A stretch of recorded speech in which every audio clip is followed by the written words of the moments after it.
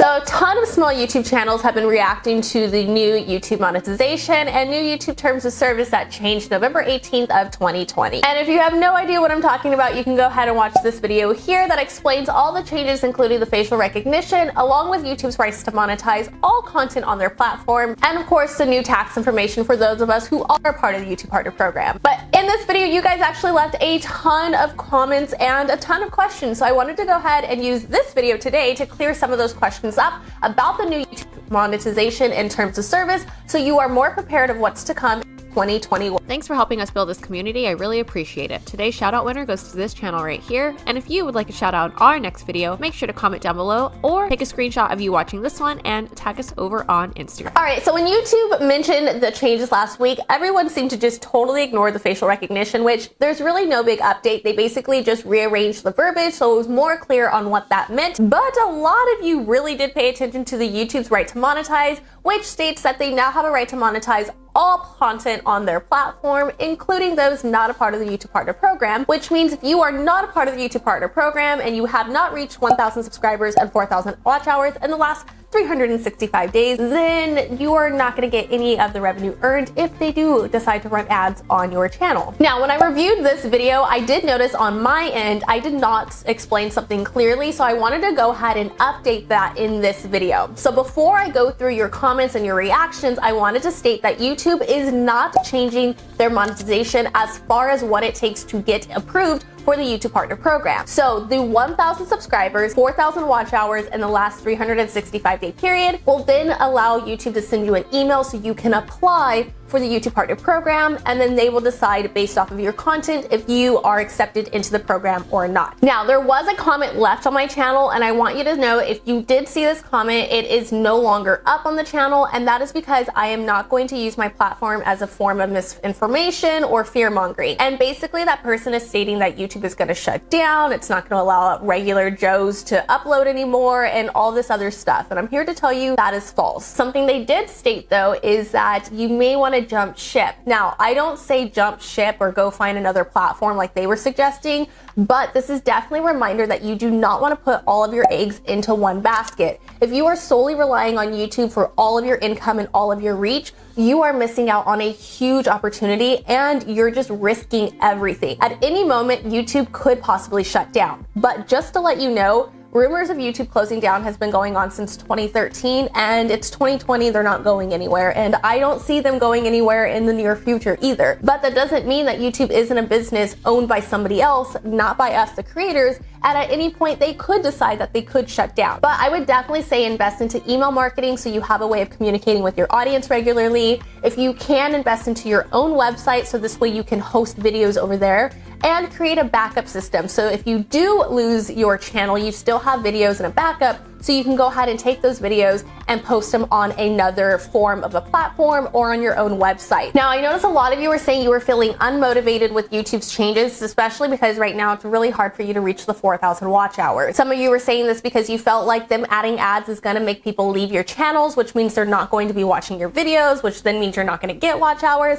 Now, trust me, I get it. I'm actually viewing this from a channel that is not monetized, which is this one, and I do have a channel that is monetized, and I'm here to tell you, as soon as I monetized my first channel, I did not see a huge change when it came to my audience retention, when I placed ads and when I didn't have ads. It really comes down to my quality of video. Did I hit a topic that my audience actually cared about? All of that stuff has way more power when it comes to getting your watch time than placing ads in a mid-roll or not. And from the other point of view of them doing this kind of unmotivate you because they're gonna earn all the money, you're not earning money right now as it is. We just have to be honest with ourselves, and we have to remember that. They allow us to upload for free. And I keep saying this, I would rather them just place ads on my videos that's not earning me money right now anyways and allow me to still upload for free versus charging me to upload, because that's when I'm gonna say peace out and bound. Okay, so something I did not have is a ton of people who were monetized leaving comments, because it really is concerning to those who are not monetized because they're the ones that are gonna be most affected. But Nick Designs is actually a monetized channel, and he brought up such a good point that I didn't even think of until he said it. So basically he just said that over the next few months, he's worried that his CPM is actually going to drop, because if you guys do not know, CPM rises and drops based on a couple of factors, and one of those factors is a bidding war, and it's all about supply and demand. So the less supply they have, the more advertisers are going to bid to place ads on there, and YouTube is all about money. So the highest bidder gets the ad spot. But now that YouTube is placing more ads across more channels and more videos,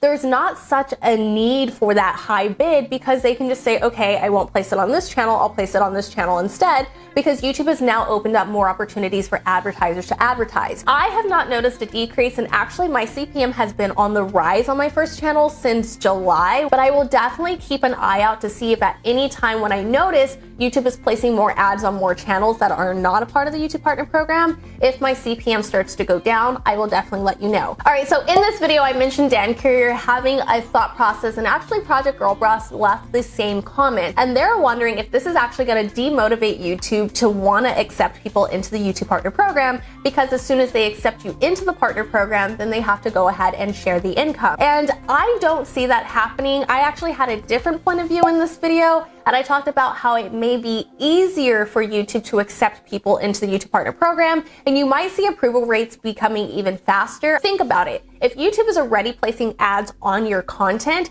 then they are saying your content is advertiser friendly. And that's one of the requirements when it comes to reviewing your channel to see if you're going to be eligible for joining the program. So if YouTube has already decided you're ad friendly and they're placing ads and you get the 1,000 subscribers and 4,000 watch hours, I see them as speeding up the process, because there would be no reason why you wouldn't be able to join and they wouldn't be able to split it. But let me know in the comments below, how do you feel? Do you think YouTube's going to be greedy all the way through and kick more people out of the program? Or do you think it's going to be easier because they're already placing ads and all they have to do is switch the button so you get a share? Okay, and this actually brings me up to this last comment, which this comment I'm actually leaving on the channel because it just has a few minor mistakes, but ultimately they were just kind of summing up what I was mentioning in the video anyways. And the biggest mistake is they said that YouTube only takes 30% of your income, and that is false. It is a 45-55 split, with you, the content creator, getting 45% of the income earned and YouTube taking the bigger portion of 55%. So if you make $1 on your video, YouTube is gonna get 55 cents and you're gonna get 45 cents. But when YouTube changes things, I know feelings are always high, and since it's been a week and things have kind of died down, let me know how you're feeling now about the ad changes.